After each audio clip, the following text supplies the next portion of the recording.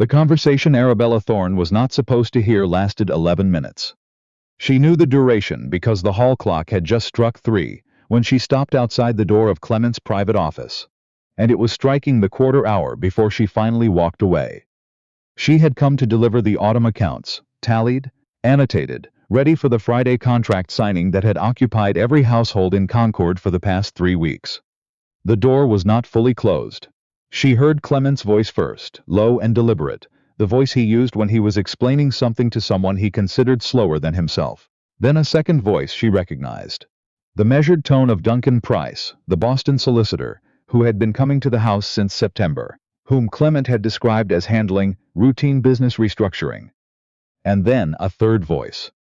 Linea's. Arabella did not move. She held the ledger flat against her chest and let the words arrive the way her father had taught her to receive difficult information. Without flinching, without reaction, only the facts in the order they came. Price was explaining the timeline. The restructuring documents, once signed on Friday by the assembled merchants and witnessed by 3 partners, would transfer management authority of the Thorne wool trading operation to a board of 3 directors, all men, all associates of Clement's, none of them Arabella.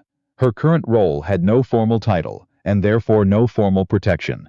The contracts she had negotiated, the supplier relationships she had built, the accounts she kept, none of it existed in the legal record as hers.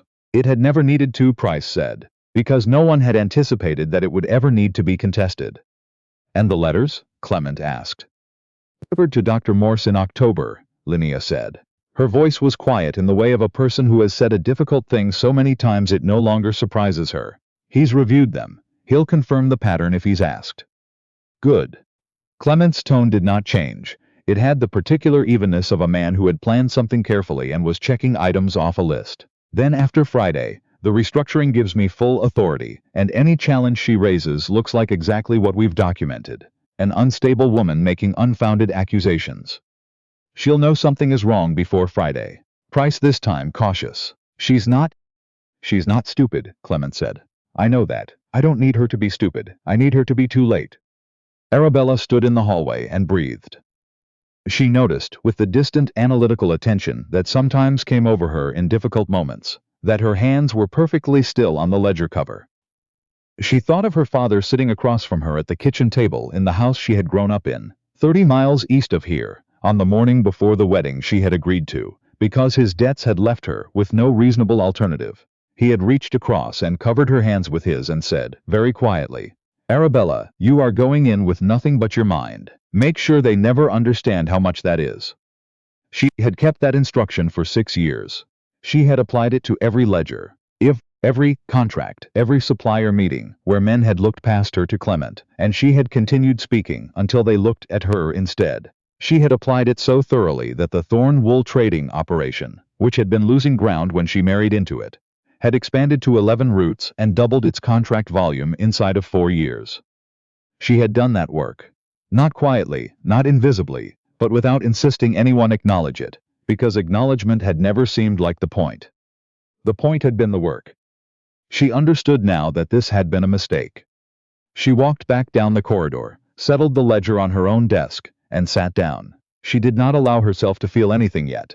Her father had also told her, first you understand the exact shape of what's happened, then you decide what to do about it, never in the other order. She understood the shape. Clement intended to restructure the company before Friday's signing in a way that erased her legal role. Linnea had been feeding a Boston physician fabricated accounts of Arabella's mental instability, building a paper record that could be used to discredit any challenge she raised afterward. And someone was paying Duncan Price's fees, because Price was a Boston solicitor who did not come cheaply. She rang for Norbert Quill. Norbert had worked the Thorne trading accounts for 17 years, since before Clement's father died. He was 61, precise, and possessed of the particular loyalty of a man who had watched a business nearly fail and then watched it recover and had understood, without being told directly, which of the Thornes was responsible for the recovery. He appeared in the doorway of her office within 3 minutes, which was his custom. Norbert, she said, without preamble, the voice she used when she was working through a problem and needed another mind engaged. I need every document bearing my signature from the past 4 years. Letters, supplier agreements, account copies, correspondence with the mill owners, everything. He looked at her for a moment with the expression of a man reading a situation several layers beneath the surface words. "Don't," she said, before he could speak. "Not unkindly. I know you've noticed things. Bring me the documents, and then come back and tell me what you've noticed. In that order." He went. She opened the account ledger and began to read. She was still reading 2 hours later when Linnea came to find her. Arabella heard the footsteps. She knew Linnea's footsteps after 20 years of friendship. The slightly hurried rhythm, the small hesitation outside a closed door, and she set down her pen and waited. Linnea came in without knocking. She stopped when she saw Arabella's face. "You heard," she said. "I heard." Arabella did not invite her to sit. "I want you to tell me something honestly, and I want you to understand that I already know most of it, so the only question is whether you tell me the truth or whether you try to manage what I know." Linnea pressed her hands together at her waist. She had the face of someone who had been crying for some time before coming into this room. "What do you want to know? How many letters did you write to Dr. Morse?" A pause. 4. "About what?" "About the episode in September, when you were ill for a week." Another pause. "And about the disagreement with Clement at the Hartley supper in July. And 2 others. I described things in a certain way." "Described them as evidence of instability." "Yes."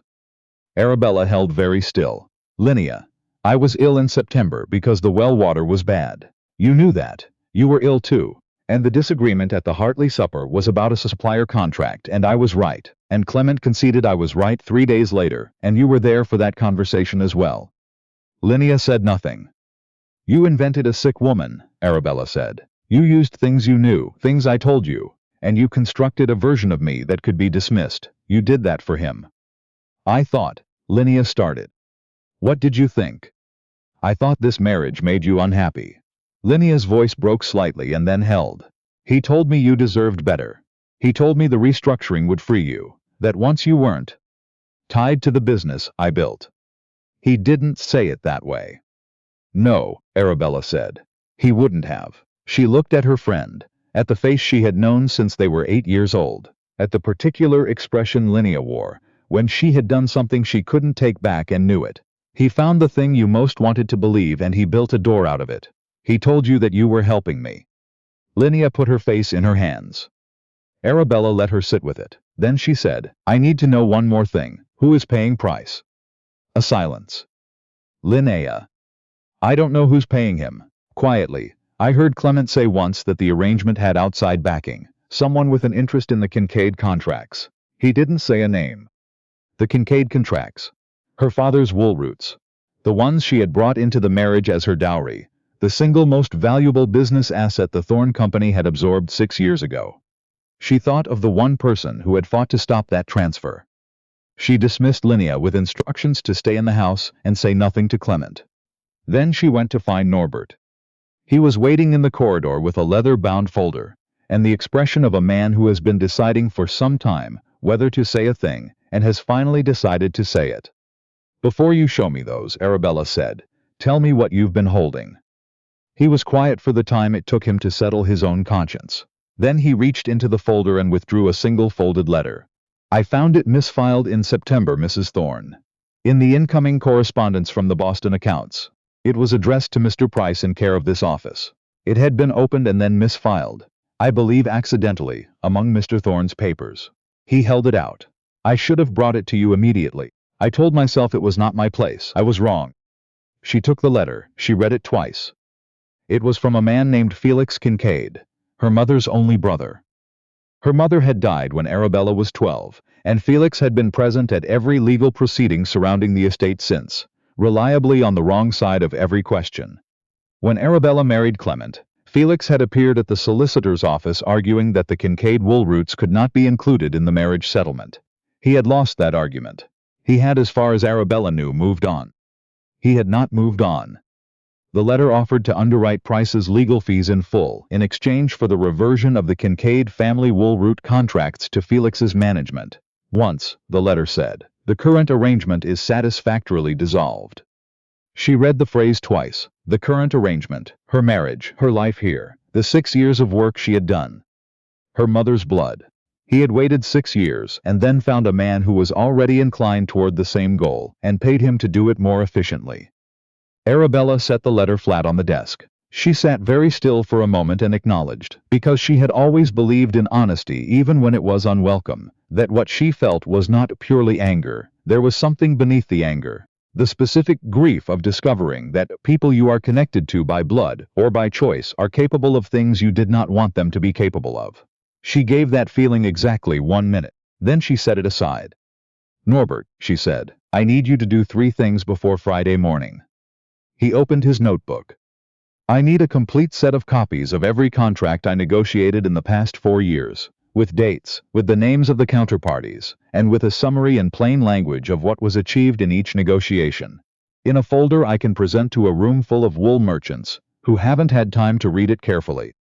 He wrote, "I need you to locate a Mr. Ansel Ray in Boston. He practices marital property law and has handled contested estate cases.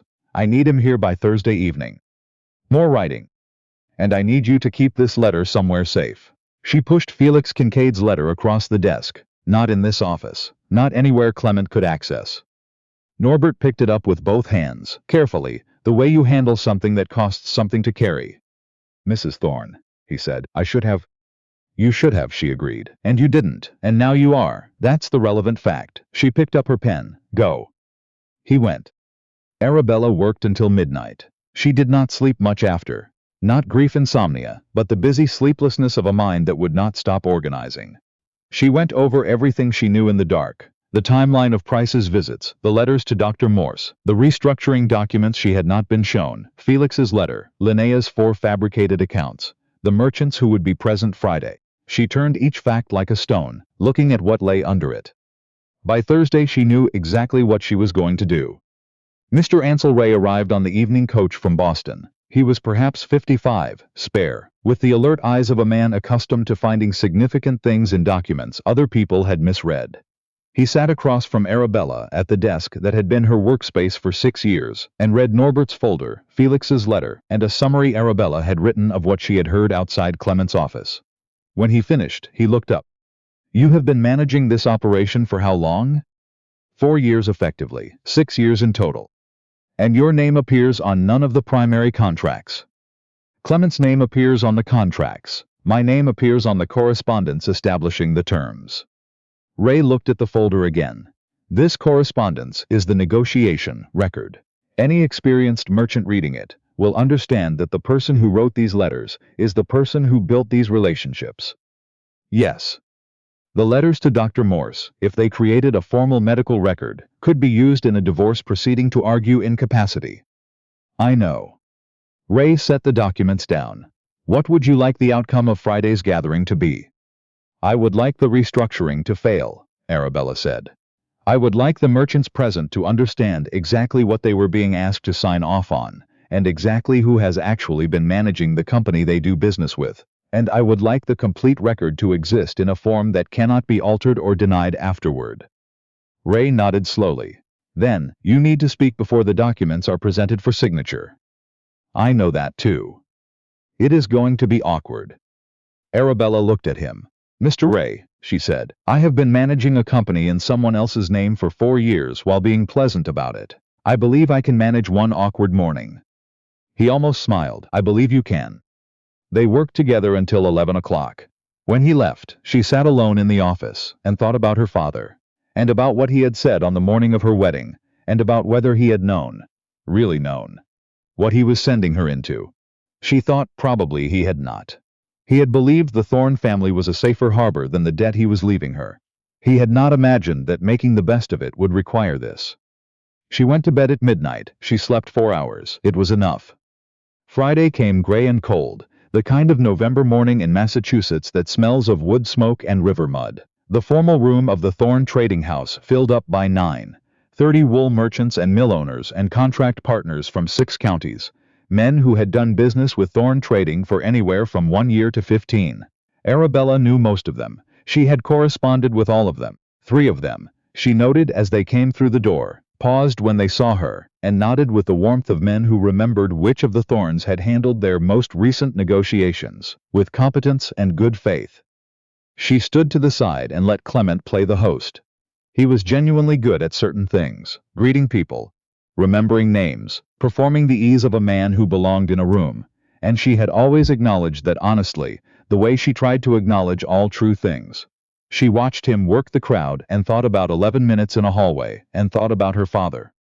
When Price produced the restructuring documents and began explaining them to the room in the careful, mildly tedious language of a man hoping no one asks questions, Arabella stepped forward. "Before any signatures are placed on those documents," she said, clearly and without particular drama, "I believe the gentlemen present deserve to understand what they are being asked to sign." The room shifted. The particular quality of silence that falls when 30 people simultaneously understand that a gathering has changed.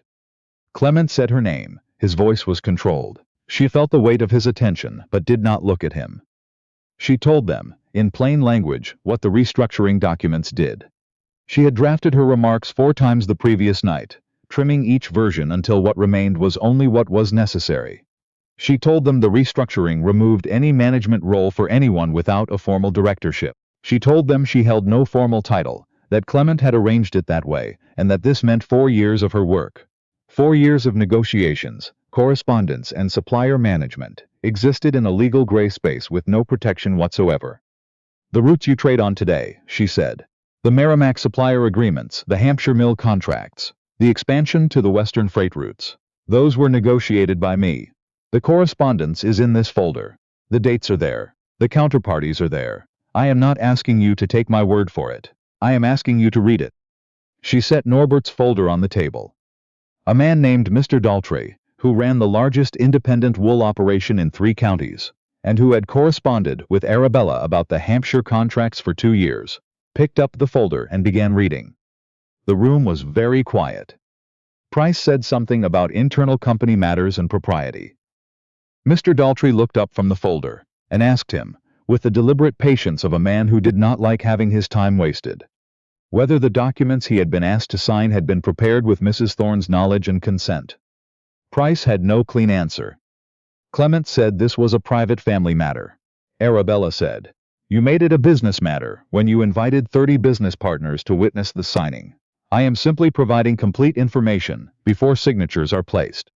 Clement looked at her then. His expression was the expression of a man who had planned something very carefully, and is discovering that the plan contains an error he cannot immediately locate. She met his gaze and held it and thought, quite clearly, "You were right that I wasn't stupid.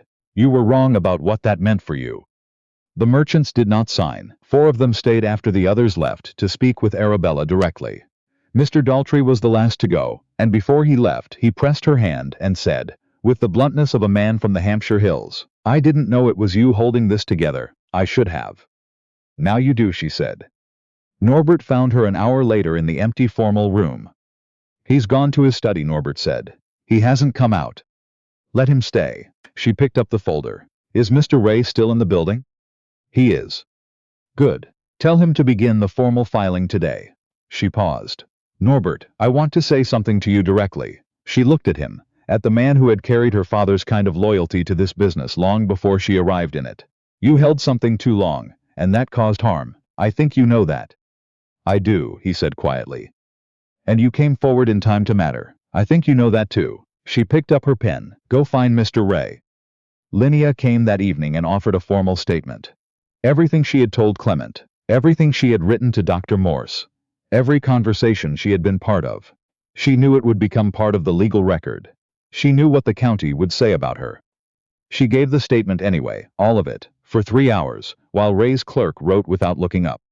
When it was done, Linnea sat with her hands in her lap and looked at Arabella with the expression of someone who has nothing left to perform.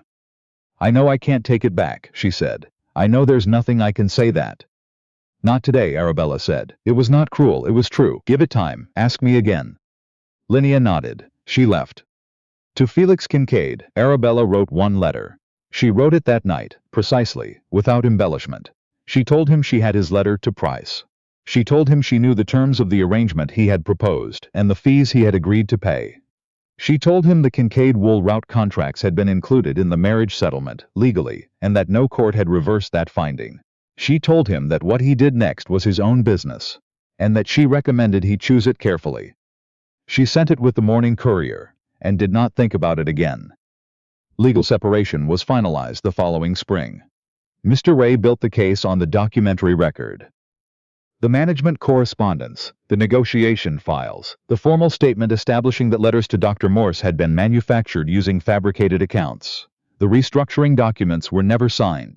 The trading company remained as it was, which meant, in practice, that Arabella continued to run it, as she had been doing, while the law arranged itself around the facts she had put in front of it.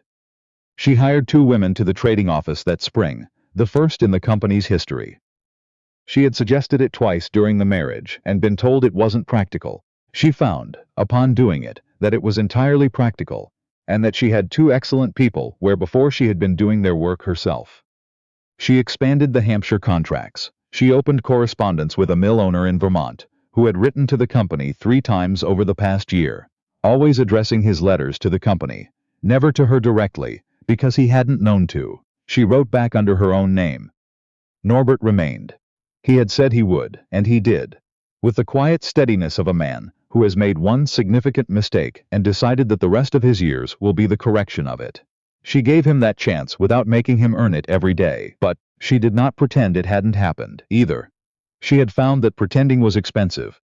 One November morning, almost exactly a year after she had stood in a corridor holding an accounts ledger and heard 11 minutes she was not meant to hear, Arabella sat at her desk in the trading office and opened the winter accounts and began to work. It was cold outside. The river was low. The contracts were in her name now, every one of them, exactly where the work had always been. Her father had told her she was going in with nothing but her mind. What he had meant, she understood now, was not a limitation. It was a kind of faith. The faith of a man who knew what he had given his daughter and trusted her to know its worth. She had been slow to understand that. But she had understood it in time, which was the only kind of understanding that counted for anything. She picked up her pen. The morning was quiet. The work was hers.